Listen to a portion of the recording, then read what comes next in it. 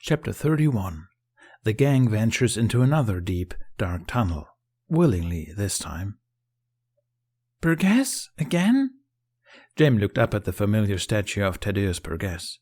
Babytooth flew near his head, and apart from her, the entire town seemed void of motion. Jack? Here, Jack replied, and Jamie spotted him standing in the middle of the street. No cars were about, being the middle of the night, but they would have just passed through Jack anyway. Jamie hurried up to him, his mind spinning with questions. How do you feel? Jamie asked, which was the thing he should get out of the way before bombarding him with the questions he actually wanted to ask. Jack was looking around quizzically, but he met Jamie's eyes for the question, his frown softening. Good, he said, and sounded surprised. But I guess I'm not currently inhabiting my own body, which is a relief, I gotta say. Jamie couldn't take it anymore. What happened? When you fell down that hole? Where did you go? Inside the mountain? Was there really a troll, or was Hiccup just joking? It doesn't seem like the kind of thing he'd joke about, though. Deep breaths, Jack advised with a laugh, ruffling Jamie's hair. No, Hiccup wasn't joking. It was almost too much to handle. Jamie was faintly aware that he was gaping. What did it look like? He whispered, not knowing why he felt the need to whisper. Before it turned to stone, I mean. Big and ugly, Jack said. And hairy. He needed a shower, that George. George? Things always seem less terrifying once you give it a name. That's incredible, Jamie said, feeling slightly dizzy at the thought of meeting a real-life troll. Of course, the thought had occurred to him, the possibility that they might exist since so many other mythological creatures did, but it had seemed too good to be true. He was struck with a sudden envy that he hadn't been there to see it. But when he remembered the state of Jack and Hiccup, maybe what he actually should be feeling was relief. Oh yeah, Jack and Hiccup had seemed thoroughly rattled. If Jamie really had seen what he thought he had seen on the beach just now, it must have been an extraordinarily close brush with death. Jack and Jamie walked side by side up the street in silence for about 4 seconds. Were you kissing just now? Jack looked like he tripped on air. He sent Jamie a bewildered look. What? Jamie realized that he maybe hadn't seen what he thought he'd seen. Nothing, he said convincingly. Kissing? Jack repeated and sounded for a moment like a much younger boy, disgusted by the idea. Babytooth exploded into a series of high-pitched, aggressive chirps, zipping around Jack's head. Jamie took a step back, because he'd never seen her react to anything in that way, and it was a bit frightening. Whoa, wait, Jack yelped, dodging Babytooth's attacks. Babytooth, calm down, I wasn't... Knock it off. And then he started to laugh, sending Jamie an incredulous stare. What? Why on earth would we be... No. He shook his head like he'd never heard anything more outlandish. Okay, it just looked like you were, Jamie said, trying not to sound too nervous. His face felt incredibly warm. Oh, well... Jack looked like his cheeks were getting warm too. He shifted his gaze, but sent Babytooth an amused smile. We weren't kissing. It's been a long night, is all. We were both a bit shaken up. Oh, I see, Jamie said quickly. That's fine then. Forget I asked. What happened in there? Jack frowned at him, but before he got to comment on Jamie's behavior, something caught his attention. No, not something. Someone shooting up into the sky. Jack realized at which point in time they'd landed before Jamie did, putting a hand on his shoulder. This was, he stammered. This was last Easter. This is when Sandy... He cut himself off, but Jamie already had a creeping suspicion of what he was about to say. Up in the sky, he could make out the Sandman and Jack Frost, pursued by a horde of Pitch's nightmares. The sight made Jamie's stomach plummet. He grabbed Jack's sleeve. What do we do? He whimpered, because suddenly it felt like they had to do something to help. They'd been invisible observers all this time, but now, seeing those creatures again, and seeing Jack and Sandy fight them so valiantly in the sky all alone, Jamie felt a sense of duty, like he had last Easter Sunday. When he looked up, he saw that Jack felt the same. His expression was grim as he stared up at his past self and his fellow guardians. We have to find the crystal, he said. Quickly, before that happens. I don't want to. He bit his lip. But where can it be? Jamie felt his breath leave him when he saw what else was going on in the sky. Is that the sleigh? He yelped. Jack didn't answer, but he didn't need to. Sure enough, the sleigh shot through the sky, halfway disappearing to the dark clouds. Then he spotted the faint green shape of the Tooth Fairy, zooming straight at the nightmares. The dark creatures dissolved in the impact, but more kept coming. If only they stood a little closer, he might see all that was happening. But the sky was cloudy, and even if they had been standing right beneath the battle, the Guardians were too high in the sky. All the other times we found the crystal some was significant, Jack said, and was beginning to walk towards the battle, his hands twitching like they were searching for his staff. Jamie hurried after him as he set into a run. And the significant thing that happened? He shook his head desperately. Jamie imagined the crystal materializing in the air, then falling down to the city someplace they'd never find it, but somehow he knew that wasn't the case. The crystals hadn't materialized in any of the other visions. It had just been lying somewhere, as if it had always been there. What significant thing will happen? Jamie asked, though he thought he knew. After all, there must have been a reason for the Sandman's absence and then his triumphant return. So he kept talking before Jack felt pressure to answer. It must be connected to you and the Guardians, right? Where were you when that thing happened? Jack stopped for a moment and looked up. The sleigh, he said. He turned to Babytooth. You have to get up there and look for it. Can you do that? Babytooth's chirp sounded almost indignant, like she still wasn't over the kissing thing. But she shot up into the sky, leaving Jack and Jamie only to watch. Jamie felt pretty useless, and the wrinkle between Jack's brows told him he felt the same. The fight continued above them. Jamie could hear North's battle cries, or more like battle laughter, but he couldn't quite see them in the dark clouds. Only bursts of light filtered through. Come on, Jack said. He led them through the streets, navigating the town with the confidence and ease of someone who had spent 300 years roaming it, if only a little haltingly, because things probably looked slightly different from the ground. They ran up the fire escape of the back of an apartment building, leading to the building's roof. The battle thundered on, now directly above them. Babytooth was nowhere to be seen. Hurry up, Babytooth, Jack said in a thin voice, his eyes following Sandy, who was now standing on a cloud of dream sand. They were so high up, he was only a golden coin in the sky, surrounded by the glistening black of Pitch's nightmares. Jamie inhaled sharply when he saw Jack Frost, falling out of the sky, grasping for a staff. Then he caught it and landed on the sleigh, and Jamie caught a glimpse of the Easter Bunny. Just as the nightmare galloped straight at the sleigh disappeared behind a cloud. You shouldn't see this, Jamie, Jack said, and put a hand on his shoulder. But Jamie couldn't look away. He could only watch in stunned silence as Pitch drew a dark arrow and shot Sandy in the back. Jack's Frost cry echoed through the night, and the present Jack's hand tightened on Jamie's shoulder. Black engulfed the gold. Jack Frost came into view and was soaring towards Sandy, but even Jamie could tell it was too late. There was a last flash of light before it went out completely. Jack Frost faltered. Then he gave another cry, so full of grief and fury, Jamie almost didn't recognize him. He rocketed towards Pitch, only falling back when a tidal wave of black sand descended on him. It hit him straight on, and Jamie could not imagine, even if he knew better, that there was any way to survive such an attack. But then pale blue glowed through the darkness, only seconds before it exploded into a blinding light. There was a sound like deafening thunder. Lightning, Jamie thought with wonder. The nightmare sand, crackling with frost and electricity, blew up, catapulting both Pitch and Jack out of the sky. Jamie was too busy following the falling Jack Frost with his eyes to see what happened to Pitch. Frankly, he didn't care much about what happened to Pitch. He saw the Tooth Fairy catch him and lower him back into the sleigh. How did you do that? Jamie breathed and looked up at Jack. Jack was looking at the scene with a tight expression. He sighed and closed his eyes. I don't know, he said. It just happened. I didn't know I could. Jamie placed a hand over Jack's, which was still resting on his shoulder. This isn't happening right now.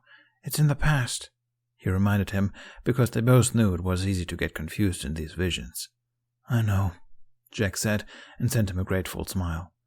It's hard to see them again, but not being able to. He trailed off and looked up again. The sleigh soared through the sky for another few seconds before a portal opened and it disappeared into it. Jack frowned. I hope Babytooth didn't forget she's not actually here. Just as he said it, the aforementioned came flying down from the sky, obviously empty-handed, since they were still here. She chirped apologetically, seeming so upset that Jack gathered her in his palms. It's okay, he assured her. It wasn't there? Babytooth shook her head, and Jack frowned. Did something else happen this night? Jamie asked. When was this? Night before Easter, Jack said. Jamie blinked. Night, like the night before Easter? He asked, and Jack nodded. But that was when the Guardians were in my room. That was like the best day of my life. Jack frowned at him. Then he started to nod. That might be it, he said.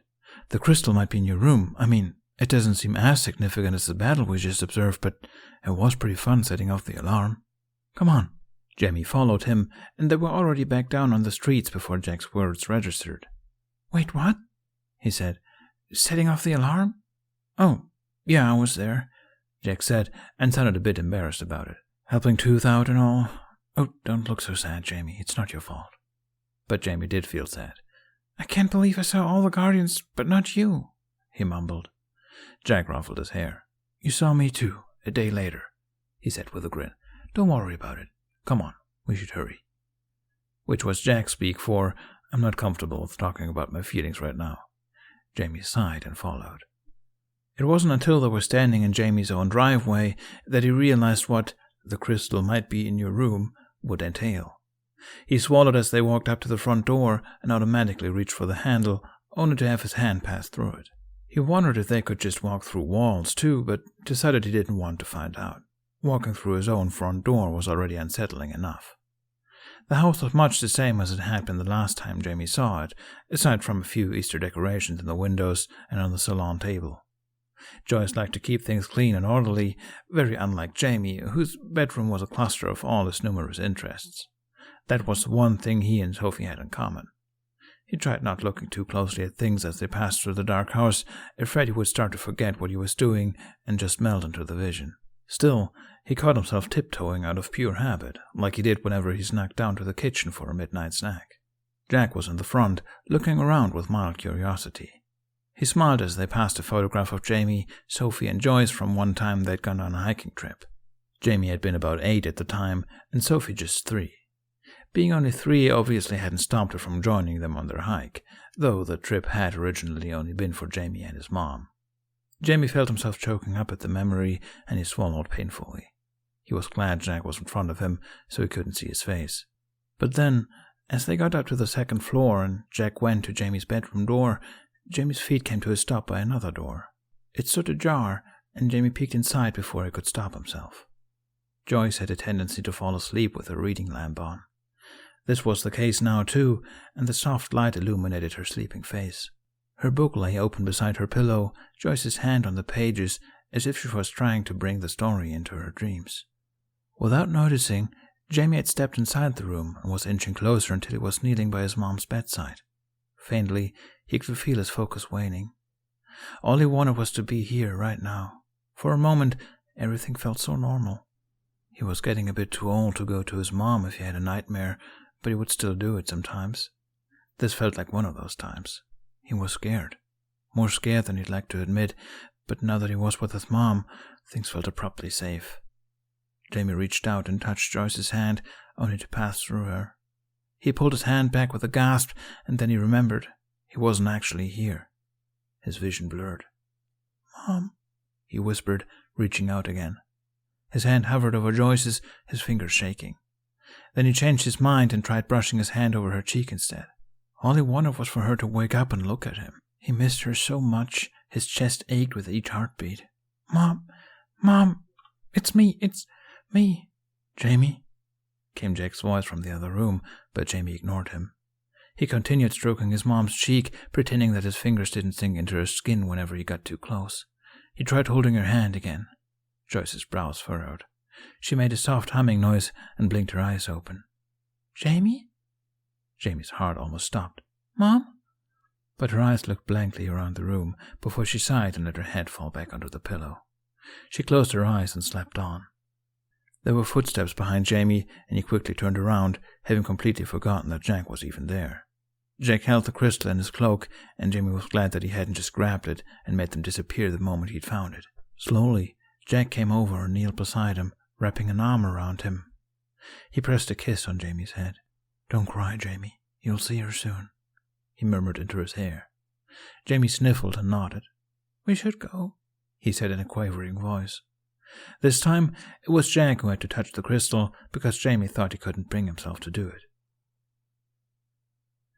Jack woke to the cold, painful reality of having a body. He groaned weakly, bringing a hand to his forehead, only to accidentally knock the newly gained crystal against it, then spat sand out of his mouth. Beside him, Jamie snickered, before pressing his lips shut. He nodded at something behind Jack, and Jack looked over his shoulder to see Hiccup dozing off beside him, holding onto one of Toothless's paws in his sleep. Toothless himself had lifted his head upon Jack and Jamie's awakening, looking as groggy as a dragon possibly could. Then he put his head back down and snored on. A small fire was crackling in front of them, and they were wrapped in the blanket Hiccup had found in the village. Hiccup himself was not wrapped in the blanket, so Jack suspected he hadn't meant to fall asleep. He turned to Jamie. "You okay?" he whispered. Jamie looked down, but nodded. "Let's just go to sleep," he said. Jack nodded. He took Jamie's hand and squeezed it. "We're one step closer now, Jamie," he said. "We'll be home soon." "Home," Jamie repeated with longing. He squeezed back and smiled. "You should get Hiccup over here. His neck's gonna be wrecked tomorrow if he sleeps like that." Which was Jamie speak for, "I don't want to talk about it right now." Jack smiled back and nodded. He got up to crouch next to Hiccup instead, but when he made to shake his shoulder, he hesitated. Hiccup's neck was bending in a way that certainly wouldn't be comfortable, but his face conveyed the emotion of pure and utter relaxation, like his body had completely turned off every nerve ending in order to let him sleep. The thought of waking him felt like a crime, but Jack knew Hiccup would thank him in the morning. He reached for Hiccup's shoulder for the second time, then hesitated for another reason. Like an uninvited guest, Jamie's question from earlier popped into his head. "Were you kissing just now?" Of course they hadn't been kissing. What a strange question.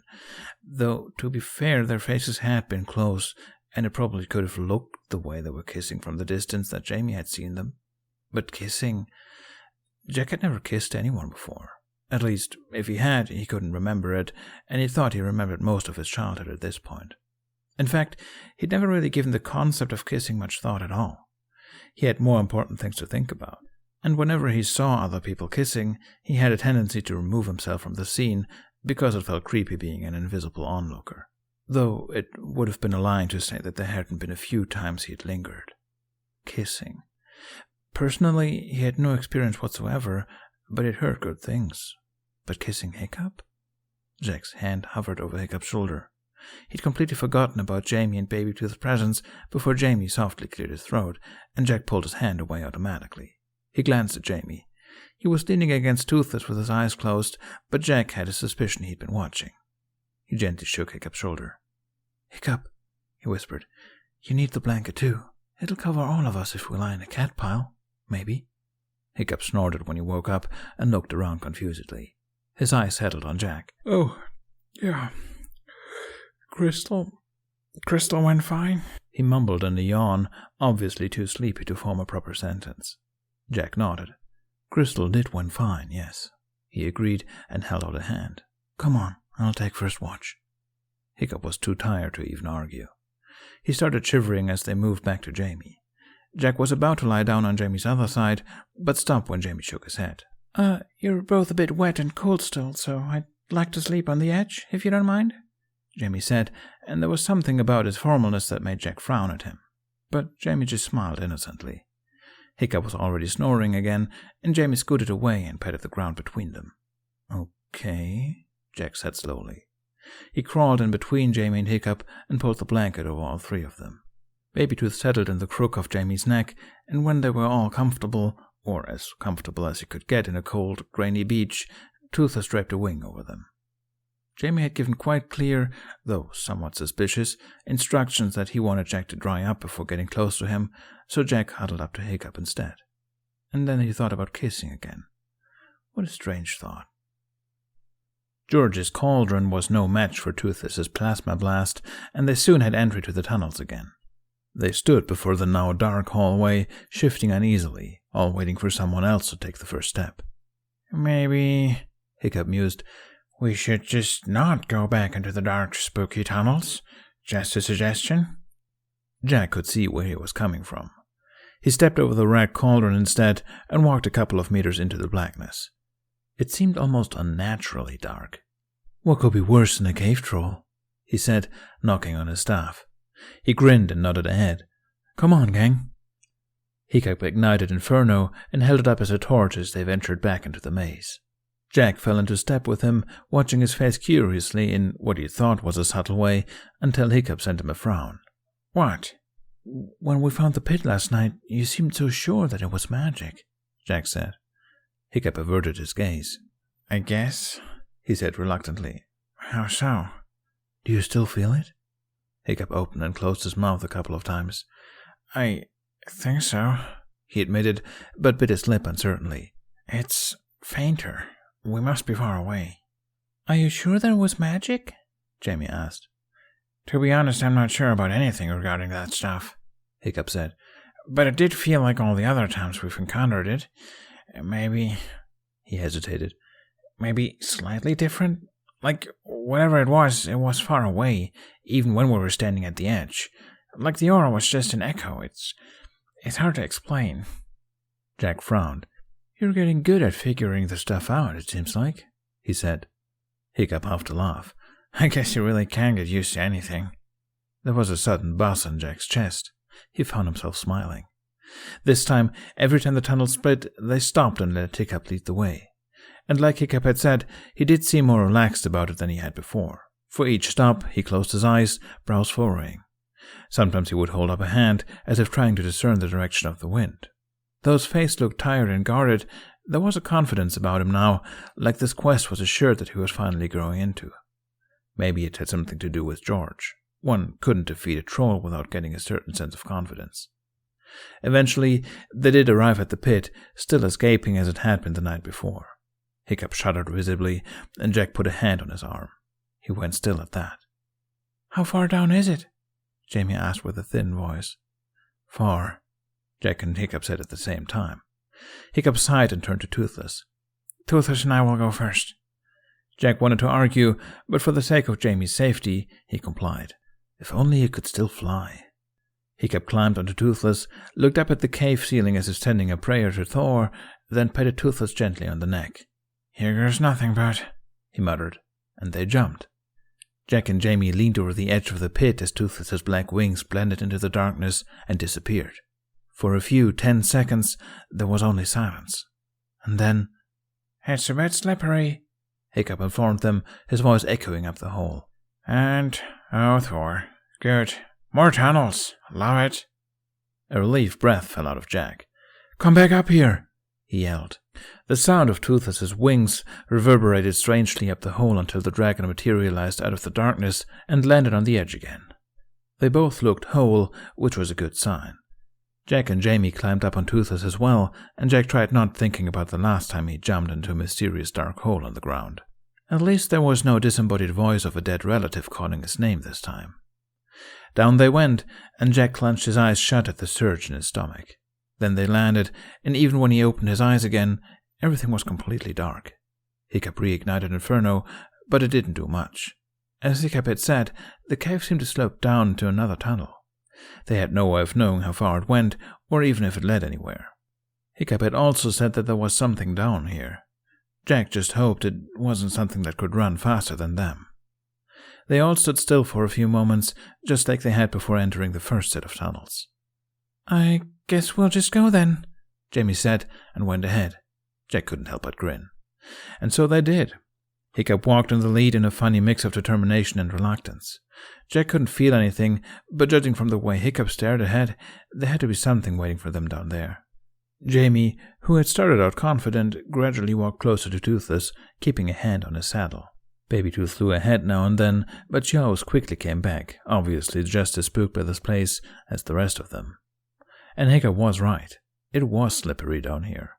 Damp and dark, and the tunnel kept going deeper into the ground, just winding enough that they never could see more than a few meters ahead. Not that they would have been able to see through the dark anyway. The breaths and footsteps echoed solemnly, and for a long time that was all that they heard. "Do you think," Jack said, after what felt like a way too long stretch of silence, "this tunnel goes beneath the ocean?" "I was thinking the same thing," Hiccup murmured. "But we can't be under the ocean yet. I still couldn't see it from the sky near the mountain, and we haven't been walking for that long." "Don't be so sure," came Jamie's timid voice from behind. "You said you thought you'd only been gone for a short while when you actually been gone the entire night." It was a very good point, and it made both Jack and Hiccup go quiet. Jack thought to himself, and decided not to share this thought because morale was already low as it was, that maybe time flowed differently inside the mountain because it was so close to whatever was in this tunnel. and the closer they got to whatever it was, the more warped time became. "How's your head?" Jack asked instead. Hiccup tilted his head from side to side experimentally. "Surprisingly good, aside from the mountain forming on my forehead," he said, and he was right. There was quite a big purple bump near his right temple. "But we were incredibly lucky, I think. It was a long fall." Jack nodded slowly. He was right about that, too. A long fall with an unlikely lack of injuries. "And then getting kicked across the hall by that giant on top of that," Hiccup muttered with a breathy chuckle. He sent Jack a lopsided smile. "I would have been done for if you hadn't pulled its tail." Jack laughed. "Wouldn't have done any good if you hadn't already stepped its foot," he said, surprising himself with his own modesty. So he returned Hiccup's soft smile with a cocky one of his own to make amends. "And you did drag out the time quite a bit with all that running. It was very heroic." "And you ruined it," Hiccup snorted, elbowing Jack. "Smart thinking, though, hiding in the cauldron. Even if there was a chance we'd be buried alive and all, so I guess you could have thought it through a bit more." "Maybe, but you asked the troll if you could talk about it in the middle of the fight," Jack shot back. "That was initially your idea, remember?" Jack looked away for a moment to hide his grin. Then he looked back with an innocent expression. "No, I'm pretty sure that was you." "It was definitely you." "You hit your head, Hiccup. A bit of confusion is normal." Hiccup shook his head slowly, a frustrated grin on his face. "Well," he said, "you still need to learn how to hold a sword, because whatever it is you did back there, it wasn't it." Jack shrugged. "I've never swung a sword before," he said, "and I believe the best way to learn is by doing. Though," he gave a half-hearted laugh, "I don't think it would have done much difference either way if the sun hadn't saved us. Flesh and blood or not, trolls are still magical. Killing him would be impossible for us." There was a pause at that. Hiccup pursed his lips. "Are you sure about that?" he asked reluctantly. Jack guessed he was afraid to ruin the mood like the last time this topic had been brought up, so this time Jack did his best to sound unbothered. "If things are different here than in where we come from," he started, catching himself before saying time, "then no, a human can't kill a spirit. Even a troll that bleeds." "I guess it's hard to kill something that was never alive in the first place." The words felt like a bucket of icy water. Jack managed to keep walking, but couldn't help his baffled expression. "What? No, they're alive," he said. Hiccup raised his brows doubtfully. "The Snow Queen is alive? Should you have a physical body to be alive?" Jack stared at him. It felt like a certain puzzle piece was falling into place, the one about how a pacifist like Hiccup had been so quick to jump to the solution to the problem. After all, his nonviolence was one of the things Jack admired most about Hiccup. "Are you telling me that you would have hesitated about the whole killing thing if she was human?" he asked. Hiccup looked suddenly unsure of himself. I guess," he stammered. "If she was human, maybe she could have come to her senses. But she's not more than some magical force or something, so..." "Maybe she won't come to her senses, but you'll find that type of person in both the magical and non-magical world," Jack said, and then he did come to a stop. He placed a hand on Hiccup's shoulder, demanding his attention. "Maybe she's not alive in the way that you are, Hiccup, but spirits are still alive. Some of them even used to be human." The last part came out unexpectedly. Jack quickly let his hand fall, as if the physical touch would somehow reveal his secret. In the background, Jamie was watching with a nervous expression. He raised his brows when Jack met his eyes, as if saying, "Maybe this isn't the right time." Jack began walking again, and the rest followed. "How?" Hiccup asked, and it was his turn to be bewildered. "How would you just become a spirit all of a sudden? I hope it doesn't have anything to do with dabbling with magic like we're doing right now." You get chosen," Jack replied. Hiccup looked nervous. "By who?" he asked, but then his eyebrows suddenly shot up to his hairline. "By the moon?" Jack felt like he'd been doused by a bucket of even colder water. So they say," he mumbled with a feeble shrug. "That's why you keep speaking to it," Hiccup mused, and slowly looked pensive again. "The moon, no offense to it, or you, but if it chose the Snow Queen to be a spirit, I can't imagine it's a very kind-hearted divinity." Jack couldn't help but laugh. "The moon is mysterious. Nobody knows what he's doing. Maybe you're onto something." He sniffed, with just a touch of passive aggression. I don't really know. Obviously, not all spirits are kind, but the moon has chosen spirits to fight against that evil before. So maybe they're not chosen, Hiccup mused. Maybe some of them just appear, like a sickness. Jack shuddered. Human belief is a powerful magic on its own, he said. You're saying that we created the Snow Queen? Hiccup asked. Which would imply that she was not human before, right? Not necessarily, Jack said, a bit more coolly than he intended. Maybe there's belief first, and then a spirit is born into that legend. Or maybe he grows into his power as the belief forms. To be honest, I'm just as confused as you are. And anyway, it doesn't even matter if she was human before or not. Babytooth was never anything but a spirit. Are you saying her life is worth less than a human life? The silence that followed was so tense it was nearly tangible. Jack belatedly became aware of his own tirade. No, that's not what I'm saying, Hiccup said. He looked down at his feet. I'm sorry. I didn't mean for it to come out that way. Jack swallowed. His body acted on his own, and in the next moment he'd taken Hiccup's hand and squeezed it. I know, he lied, because he didn't know, and it terrified him. But he knew Hiccup only had good intentions. It hurt too much to see him hurt. I'm sorry for putting words in your mouth. Hiccup looked down at their hands, and then hesitantly back at Jack. If what you're saying is true, he said, then I don't want to kill her either. I just hope there's another way to make her disappear. Jack swallowed again, more painfully this time. Maybe she will, he said, with time. They walked. And they walked. The more time that passed, the tighter Jack's chest felt. Things started looking up, literally, when the ground started to slope slowly upwards. Then much, much later, there was another short, promising moment as a gust of wind blew through the tunnel. Not only did that mean the tunnel actually ended at some point, they had to be close to the exit too. But then, as the wind hit them, Inferno's flames sputtered pathetically before going out completely.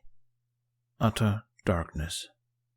There was the sound of Hiccup hitting Inferno a couple of times, but the blade had decided that it had enough flaming for one day. Okay, nobody panic, Hiccup said. Just keep close to Toothless. He'll hear if anything approaches. And what do we do then? Jamie squeaked. He grasped blindly at Jack's cloak. Hope for the best, Hiccup suggested helpfully. There's been nothing here this far, Jack said, putting his arm around Jamie. It was just the wind. Don't worry. Jamie shuddered. Don't talk like you're in a ghost story, he pleaded. An eerie silence settled over them. They kept walking, reluctantly putting one step in front of the other, as if they would at any moment either collide with a wall or something a lot more alarming with a lot more teeth. Instead, Toothless made a sudden noise. It wasn't a disconcerting noise, but it still made Jamie yelp and bump into Jack. Then, when the dragon suddenly picked up the pace, they didn't have any choice but to follow. Oh, I see it too, Hiccup gasped. Light. Where? Jamie demanded. I don't... wait. Jack could see it too now. A dim, so dim it could have been a trick of the mind, sketch on the pitch-black canvas. A reflection of light against the cave wall, Jack thought, and had the brief feeling of déjà vu. They moved towards the light and were greeted by another cold breeze, bringing along the smell of salt water. It was only when the thought of the ocean made Jack's heart beat in a later tattoo that he realized how long they'd spent down in that cave. It was a small opening, and they had to climb up a mound of rubble and stone to get to it. Jack went first, wiggling out the slimy passage, and the first thing that greeted him was sand blowing into his face. He crawled across the sand on all fours, rubbing the grains out of his eyes, and squinted around, even the pale moonlight too bright for his eyes.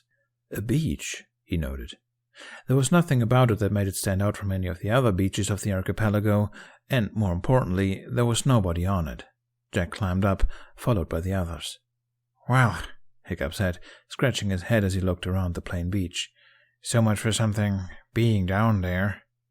Jack had to admit he was relieved.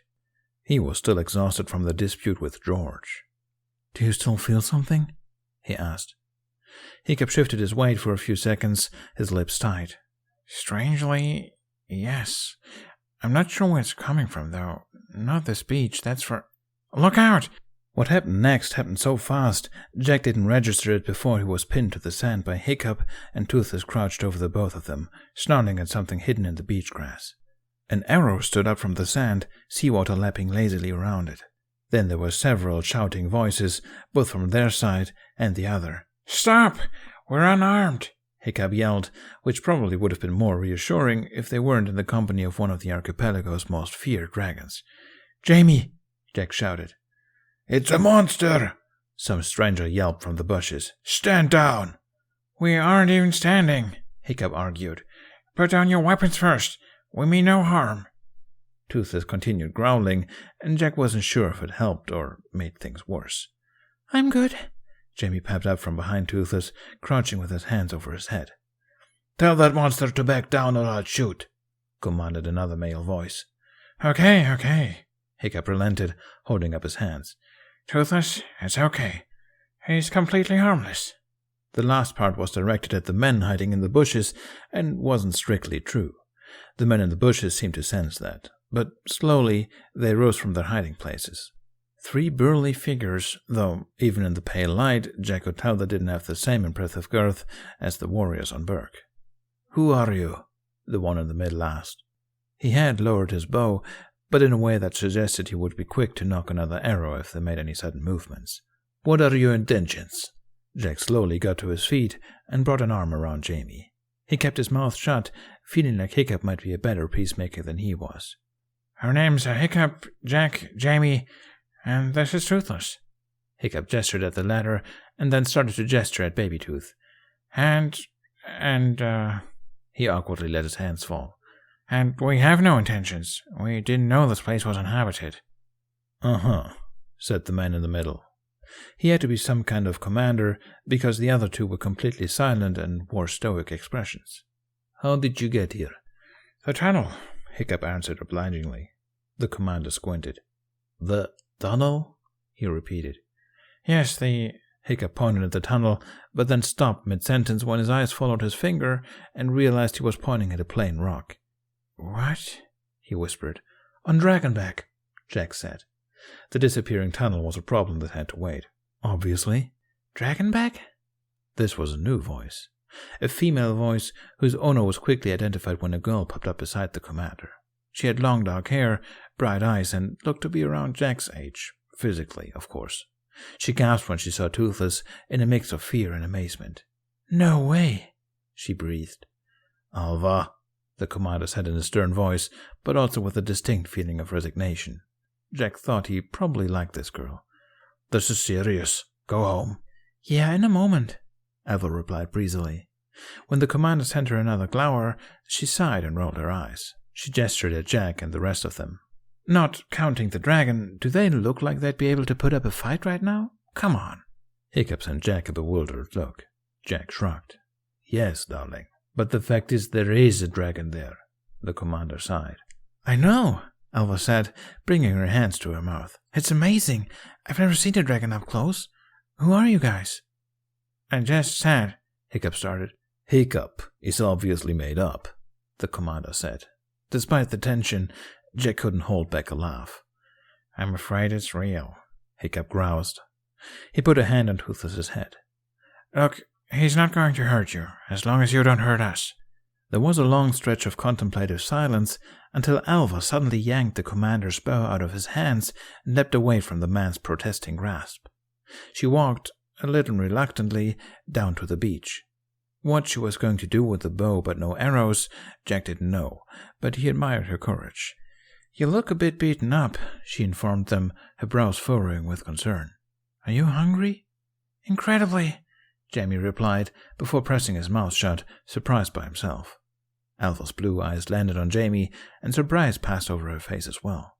She turned to the commander. "There's a child," she said. "He can't be more than 12. They're hungry." The commander's expression tightened. He peered at Jamie and then at the rest of them, before looking at Alva again. He sighed.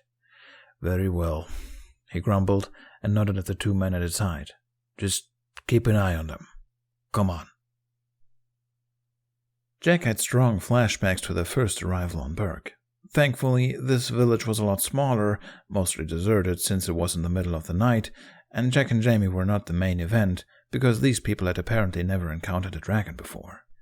We do see them sometimes, in the sky in the distance, but they never land here, Alva explained as they sat around the hearth in her house, which she shared with her father, the commander, whose name Jack never caught because Alva just called him Dad. Jack didn't mind. It made Commander Dad seem a little less threatening.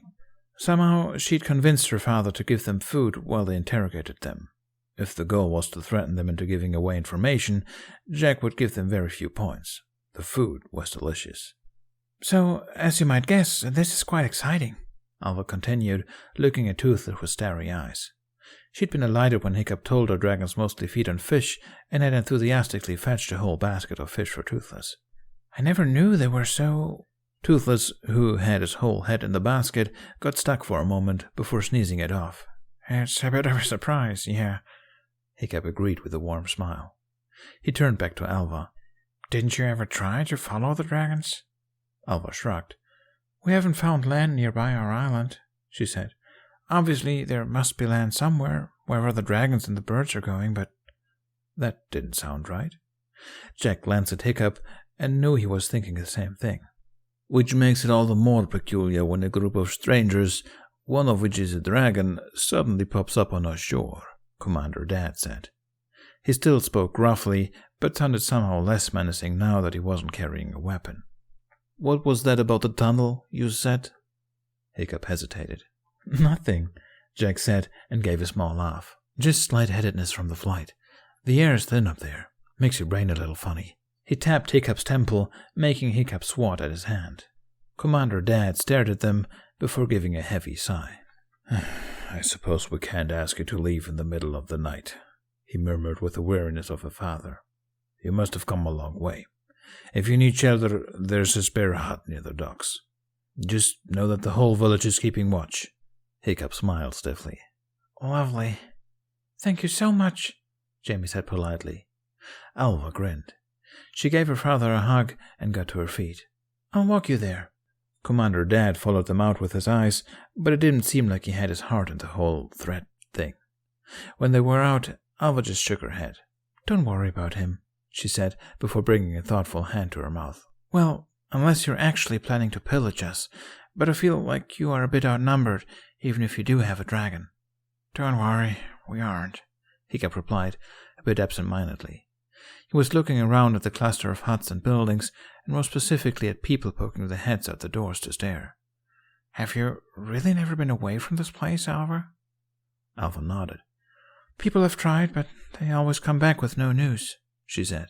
She walked closer to Hiccup, peering curiously at him. But you guys are definite proof that there is more land out there somewhere. What is it like? Jack looked around and was afraid the answer would be disappointing to Alva. This island wasn't that different from Burg. A bit drier, maybe. Depends which island, Hiccup said. There's a lot of them, so I have to say it's a bit strange that... He trailed off, his eyes fixing on something in the distance. They'd walked out to the main part of the village now.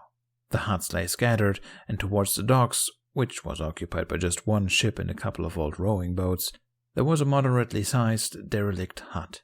That wasn't what Hiccup was looking at, however. He was looking towards the horizon, where the fog coiled like oil over the ocean. The moon had chosen that moment to peek beyond the clouds, white light beaming down at the thick mist. What about that place? Hiccup asked. Jack frowned at him before following his gaze again. He squinted at the fog, and sure enough, he thought he could see the outline of an island. Oh, Alva said in a soft voice. Yes, the island of the wraiths. It's haunted. Nobody goes there. They'd stopped walking. Jack met Hiccup's eyes. We're going there, Jack tried to communicate. Hiccup pressed his lips together, and even without words, Jack could hear his sarcastic reply. Have people gone there before? Jack asked. Alva nodded, though with obvious discomfort. Yep. Grandpa, the former chief, that is, went there before I was born. He wanted to know what was really there instead of trusting the rumors. They told me he had already gone mad by the time he washed up on shore after being gone for 3 days. He was the only survivor of 5. Hiccup's Adam's apple bobbed when he swallowed. I'm sorry to hear that, he said. Can we talk to him? Jack asked. No, he died, Alva said, just a few years after the quest. It's believed he caught a sickness on the island or a curse. There was a heavy pause. Do you believe he was cursed? Jamie asked in a small voice. Eva looked at him silently for a few seconds, as if contemplating whether or not Jamie was old enough to hear the true answer. Then she exhaled slowly and looked back at the island, now shrouded in fog again. I'm not sure, she admitted. But something does feel strange about that place. Hiccup looked a bit gloomy. Yeah, he mumbled and nodded at Jack. It does feel a bit strange.